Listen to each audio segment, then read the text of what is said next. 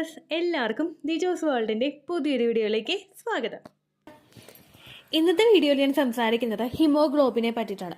ആരും video skip ചെയ്ത് പോകരുത് കേട്ടോ. നിങ്ങൾക്ക് ഒരുപാട് യൂസ്ഫുൾ ആയിട്ടുള്ള വീഡിയോ ആണ് ഹിമോഗ്ലോബിൻ എന്ന് പറയുന്നത് വിഷയത്തിൽ ഇൻക്ലൂഡ് ചെയ്തിട്ടുള്ളത് കേട്ടോ. കാരണം ഈ ഹീമോഗ്ലോബിൻ ആണ് നിങ്ങൾ പ്രഗ്നന്റ് ആകണോ വേണ്ടയോ എന്ന് തീരുമാനിക്കുന്ന ഒരു ഫാക്ടർ. അപ്പോൾ ഈ ഹിമോഗ്ലോബിൻ എന്താണെന്ന് നമുക്ക് ഡീറ്റെയിൽഡ് ആയിട്ട് നോക്കിയാലോ. വീഡിയോ നമുക്ക് സ്റ്റാർട്ട് ചെയ്യാം. ഹിമോഗ്ലോബിൻ എന്ന് പറയുമ്പോഴേക്കും നിങ്ങൾ ഒരു പ്രഗ്നൻസി ടെസ്റ്റ് ചെയ്യാനായിട്ട് പോയിട്ടുണ്ടെങ്കിൽ അല്ലെങ്കിൽ നിങ്ങൾ പ്രഗ്നന്റ് ആകാനായിട്ട് ഡിഫിക്കൽട്ടീസ് ഉണ്ടാകുന്നുണ്ടെങ്കിൽ ഡോക്ടർ നിങ്ങളോട് ബ്ലഡ് ടെസ്റ്റ് ചെയ്ത് നോക്കാനായിട്ട് പറയും. അതിൽ ഡോക്ടേഴ്സ് ഇമ്പോർട്ടൻസ് കൊടുക്കുന്ന ഒരു ബ്ലഡ് ടെസ്റ്റ് ആണ് ഹിമോഗ്ലോബിൻ ബ്ലഡ് ടെസ്റ്റ് എന്ന് പറയുന്നത്. നമ്മളുടെ ശരീരത്തിലെ ഹിമോഗ്ലോബിന്റെ അളവ് എത്രത്തോളം ഉണ്ട് എന്ന് കണക്കാക്കുന്ന ഒന്നാണ് ഹിമോഗ്ലോബിന്റെ ബ്ലഡ് ടെസ്റ്റ്. ഈ ഹിമോഗ്ലോബിൻ ആണ് നിങ്ങൾ ഇപ്പോൾ പ്രഗ്നന്റ് ആകണോ വേണ്ടയോ എന്ന് തീരുമാനിക്കുന്ന ഒരു ഫാക്ടർ. അപ്പോൾ ഈ ഹിമോഗ്ലോബിൻ എന്താണെന്ന് നമുക്ക് നോക്കിയാലോ. നമ്മളുടെ ശരീരത്തിൽ ഓക്സിജൻ എത്തിക്കാൻ വേണ്ടിയിട്ട് നമ്മുടെ ശരീരത്തിലെ ചുവന്ന രക്താണുക്കളെ സഹായിക്കുന്ന ഒരു ടൈപ്പ് പ്രോട്ടീനാണ് ഹിമോഗ്ലോബിൻ എന്ന് പറയുന്നത്.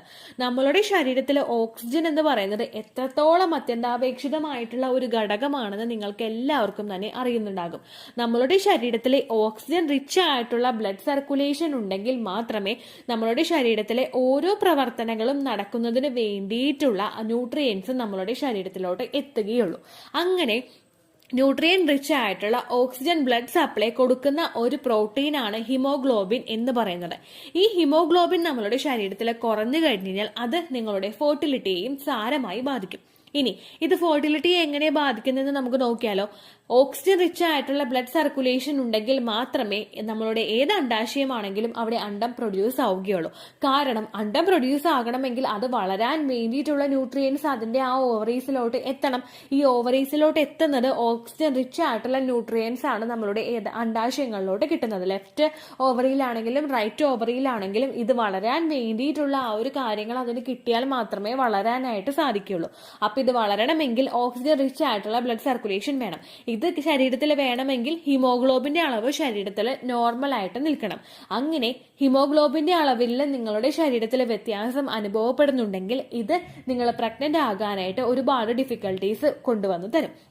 സാധാരണയായിട്ട് ട്യൂബ് ടെസ്റ്റ് ചെയ്തിട്ടോ അണ്ടാശയം ചെക്ക് ചെയ്തിട്ടോ അല്ലെങ്കിൽ എൻഡോമെട്രിയൽ ലൈനിങ് നോക്കിയിട്ടോ അല്ലെങ്കിൽ വേറെ എന്തൊക്കെ ചെയ്തിട്ടും പ്രഗ്നന്റ് ആകാനായിട്ട് ബുദ്ധിമുട്ടുകളൊന്നും ഇല്ലാത്തവര് ഹിമോഗ്ലോബിന്റെ അളവ് ഒന്ന് ചെക്ക് ചെയ്ത് നോക്കുന്നത് നല്ലതായിരിക്കും.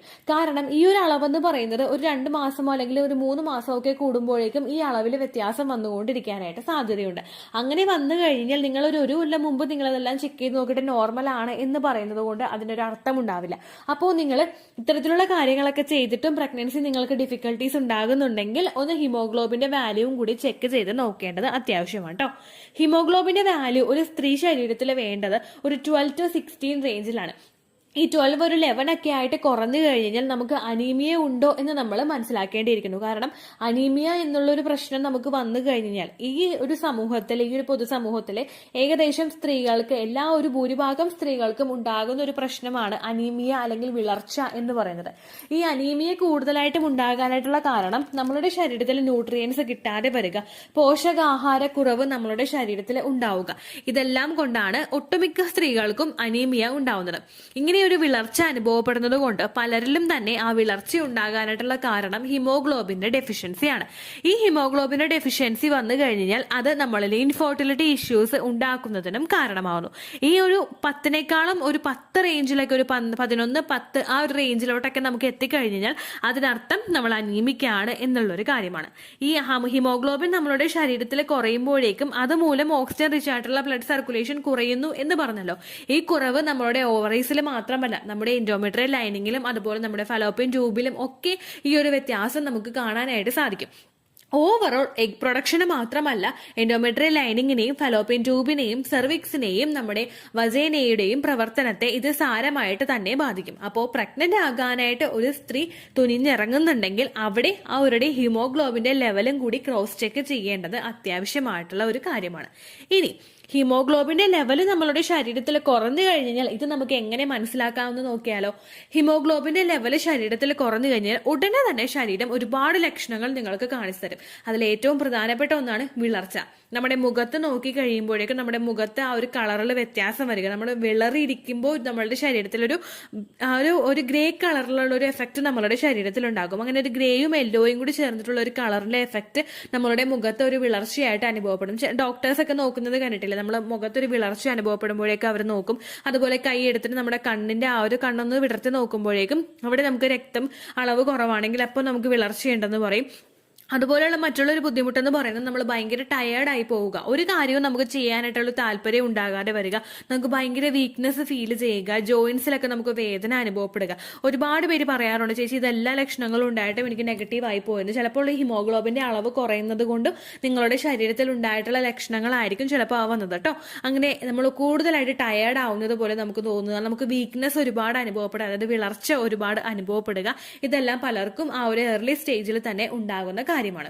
മറ്റുള്ളൊരു ബുദ്ധിമുട്ടെന്ന് പറയുന്നത് നമുക്ക് ബ്രീത്തിങ്ങിൽ പ്രശ്നം ഉണ്ടാവുക, നമുക്ക് ശ്വസിക്കാനായിട്ട് ഭയങ്കര ബുദ്ധിമുട്ട് അനുഭവപ്പെടുക, നമ്മൾ വർത്താനം പറയുമ്പോൾ കൂടുതലായിട്ട് അങ്ങോട്ട് കിതപ്പ് അനുഭവപ്പെടുക. ഓവറായിട്ട് വണ്ണമില്ലാത്തവർക്കും അതുപോലെ പണി ചെയ്യുന്ന അവസരങ്ങളിലും ഒക്കെ നമുക്ക് ആ ഒരു ബുദ്ധിമുട്ടില്ലാതെ നമ്മൾ അല്ലാതെ നോർമലി വർത്താനം പറയുന്ന സിറ്റുവേഷനിലും നമുക്ക് കൂടുതലായിട്ട് കിതപ്പ് അനുഭവപ്പെടുന്നുണ്ടെങ്കിൽ അത് ഹിമോഗ്ലോബിന്റെ അളവ് നമ്മളുടെ ശരീരത്തിൽ കുറയുന്നത് കൊണ്ടും കൂടി ആയിരിക്കും. അപ്പോൾ ഹിമോഗ്ലോബിന്റെ ഇമ്പോർട്ടൻസ് എത്രത്തോളം നിങ്ങൾക്ക് ശരീരത്തിൽ ഉണ്ടെന്ന് മനസ്സിലായി കാണുമല്ലോ. ഇനി ഹിമോഗ്ലോബിന്റെ അളവ് നമുക്ക് എങ്ങനെ ഉയർത്താമെന്ന് നോക്കിയാലോ. ഹിമോഗ്ലോബിന്റെ അളവ് നമ്മളുടെ ശരീരത്തിൽ കൂട്ടാനായിട്ട് കുറച്ച് ഭക്ഷണങ്ങൾ നമുക്ക് കഴിക്കാനായിട്ട് സാധിക്കും. ഏകദേശം അയൺ റിച്ച് ആയിട്ടുള്ള ഭക്ഷണങ്ങൾ വേണം നിങ്ങൾ കഴിക്കാൻ വേണ്ടിയിട്ട്. ഗൂഗിളിൽ നിങ്ങൾ നോക്കിക്കഴിഞ്ഞാൽ അയൺ റിച്ച് ഫുഡ് ഐറ്റംസ് നിങ്ങൾ ടൈപ്പ് ചെയ്ത് കഴിഞ്ഞാൽ ആ അയൺ റിച്ച് ആയിട്ടുള്ള കുറച്ച് ഭക്ഷണ പദാർത്ഥങ്ങൾ നിങ്ങൾക്ക് കിട്ടുന്നതായിരിക്കും കേട്ടോ. അതിന്റെ പേര് ഫോർ എക്സാമ്പിൾ ചീര കഴിക്കുക, മുട്ട കഴിക്കുക, ഡാർക്ക് ചോക്ലേറ്റ് കഴിക്കുക, പയറുവർഗ്ഗങ്ങൾ എന്ന് പറയുമ്പോൾ വൻപയർ, ചെറുപയർ, കടല, പരിപ്പ് ഇങ്ങനെയുള്ള കാര്യങ്ങളൊക്കെ നിങ്ങൾ കഴിക്കുക. ഫെർട്ടിലിറ്റി ട്രീറ്റ്മെന്റ് എടുക്കുന്നവരൊക്കെ അത് കഴിക്കുന്നത് ഏറ്റവും കൂടുതൽ ബെനിഫിറ്റ് നിങ്ങൾക്ക് കൊണ്ടുവരുന്ന കാര്യമാണ് കേട്ടോ.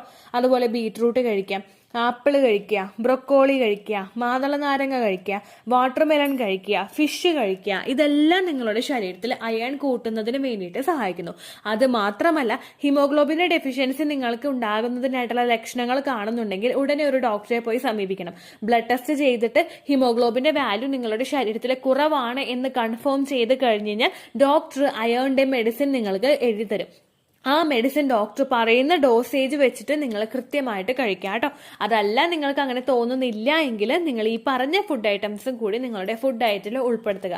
അതോടെ നിങ്ങളുടെ ആ ഒരു ബ്ലഡിന്റെ പ്രൊഡക്ഷൻ കൃത്യമായിട്ട് ശരീരത്തിൽ ഉണ്ടാവുന്നതിന് സഹായിക്കുന്നു. ഏകദേശം ഈ ഒരു വാല്യൂ ഒരു 12ൽ നിന്ന് ഒരു 8ലോട്ടും 9ലോട്ടും പോയി കഴിഞ്ഞാൽ അത് ഒരുപാട് ബുദ്ധിമുട്ടുകൾ, സീരിയസ് ആയിട്ടുള്ള ഇഷ്യൂസ് നിങ്ങൾക്ക് ഉണ്ടാവുന്നതിന് കാരണമാകുന്നു. അതെല്ലാം ഉണ്ടാകാതിരിക്കാൻ വേണ്ടിയിട്ട് ലക്ഷണങ്ങൾ കാണുമ്പോൾ ഉടനെ തന്നെ നിങ്ങൾ ഡോക്ടറെ പോയി സമീപിക്കുക. ഇപ്പോൾ ഹിമോഗ്ലോബിന്റെ വാല്യൂ ഒരു ഫെർട്ടിലിറ്റി ട്രീറ്റ്മെന്റ് എടുക്കുന്ന ഒരാൾക്കും അതുപോലെ ഒരു അമ്മയാകാൻ ആഗ്രഹിക്കുന്ന ഒരാൾക്കും എത്രത്തോളം ഇമ്പോർട്ടന്റ് ആണ് എന്ന് നിങ്ങൾക്ക് മനസ്സിലായി കാണുമെന്ന് വിശ്വസിക്കുന്നു. ഇത്രയേ ഉള്ളൂ വീഡിയോ. യൂസ്ഫുൾ ആയി കാണുമെന്ന് വിശ്വസിക്കുന്നു. യൂസ്ഫുൾ ആവുന്നുണ്ടെങ്കിൽ ലൈക്ക് ചെയ്യുക, ഫ്രണ്ട്സിനൊക്കെ ഷെയർ ചെയ്ത് കൊടുക്കുക കേട്ടോ. എന്തെങ്കിലും സംശയം ഉണ്ടെങ്കിൽ നിങ്ങൾ കമന്റ്സിൽ ചോദിക്കുക. പണ്ടത്തെ വീഡിയോയ്ക്ക് കമന്റ്സ് ഇടുന്നവർക്ക് റിപ്ലൈ ലഭിക്കുന്നില്ലെങ്കിൽ ലേറ്റസ്റ്റ് ആയിട്ട് ഞാൻ ഏത് വീഡിയോ ആണ് അപ്ലോഡ് ചെയ്യുന്നത് അതിന് താഴെ കമന്റ് ഒന്ന് കോപ്പി പേസ്റ്റ് ചെയ്യാനായിട്ട് ശ്രദ്ധിക്കുക കേട്ടോ. അതുപോലെ ഓവുലേഷൻ ഡേറ്റ് കാൽക്കുലേറ്റ് ചെയ്ത് തരാനായിട്ട് റിക്വസ്റ്റ് ചെയ്യുന്ന ആളുകൾ എത്രയാണോ സൈക്കിൾ ലെങ്ത് അത് മെൻഷൻ ചെയ്യാനായിട്ട് ശ്രദ്ധിക്കുക. സൈക്കിൾ ലെങ്ത് എന്നതുകൊണ്ട് ഉദ്ദേശിച്ചത് ഓരോ മാസവും എത്ര ദിവസം കൂടുമ്പോഴാണോ ബ്ലീഡിങ് വരുന്നത് അതാണ് സൈക്കിൾ ലെങ്ത്. കഴിഞ്ഞ മാസം ഒരു 8-ാം തീയതിയാണ് ബ്ലീഡിങ് ആയതെങ്കിൽ ഈ മാസം 6-ാം തീയതിയാണ് ബ്ലീഡിങ് ആയതെങ്കിൽ കഴിഞ്ഞ മാസം 8-ാം തീയതി മുതൽ ഈ മാസം 6-ാം തീയതി വരെ എത്ര ദിവസമുണ്ടോ അത് കാലണ്ടറിൽ എണ്ണി തിട്ടപ്പെടുന്നതാണ് നിങ്ങളുടെ സൈക്കിൾ ലെങ്ത്. സൈക്കിൾ ലെങ്ത് നമ്മൾ കൃത്യമായിട്ട് കാൽക്കുലേറ്റ് ചെയ്യുകയാണെങ്കിൽ ഓവുലേഷൻ ഡേറ്റ് എളുപ്പത്തിൽ കണ്ടുപിടിക്കാൻ വേണ്ടിയിട്ട് ഒരുപാട് ആപ്ലിക്കേഷൻസും ഒരുപാട് ഓൺലൈൻ ആയിട്ടുള്ള വെബ്സൈറ്റുകളും ഇനി നമുക്ക് അവൈലബിൾ ആണ്. പ്ലേ സ്റ്റോറിൽ പോയിട്ട് ഓൺലൈൻ ഓവുലേഷൻ ട്രാക്കർ എന്ന് ടൈപ്പ് ചെയ്ത് കഴിഞ്ഞാൽ നിങ്ങൾക്ക് അതുമായിട്ട് ബന്ധപ്പെട്ടിട്ടുള്ള ആപ്ലിക്കേഷൻസ് കിട്ടും. അത് പറ്റുന്നില്ല എങ്കിൽ ഗൂഗിളിൽ പോയിട്ട് ഓൺലൈൻ ഓവുലേഷൻ കാൽക്കുലേറ്റർ എന്ന് ടൈപ്പ് ചെയ്ത് കഴിഞ്ഞാൽ അതുമായിട്ട് ബന്ധപ്പെട്ടിട്ടുള്ള വെബ്സൈറ്റുകൾ നിങ്ങൾക്ക് കിട്ടും. അതിൽ നിങ്ങളുടെ ലാസ്റ്റ് മന്തിലെ മെൻസ്ട്രേഷൻ്റെ ഡേറ്റും ഒപ്പം ഞാൻ ഈ പറഞ്ഞ രീതിക്ക് നിങ്ങൾ കാൽക്കുലേറ്റ് ചെയ്യുന്ന സൈക്കിൾ ലെങ്ത്തും എൻ്റർ ചെയ്ത് കൊടുക്കുകയാണെങ്കിൽ നിങ്ങൾക്ക് കൃത്യമായിട്ട് ഓവുലേഷൻ ഡേറ്റ് കണ്ടുപിടിക്കാനായിട്ട് സാധിക്കും.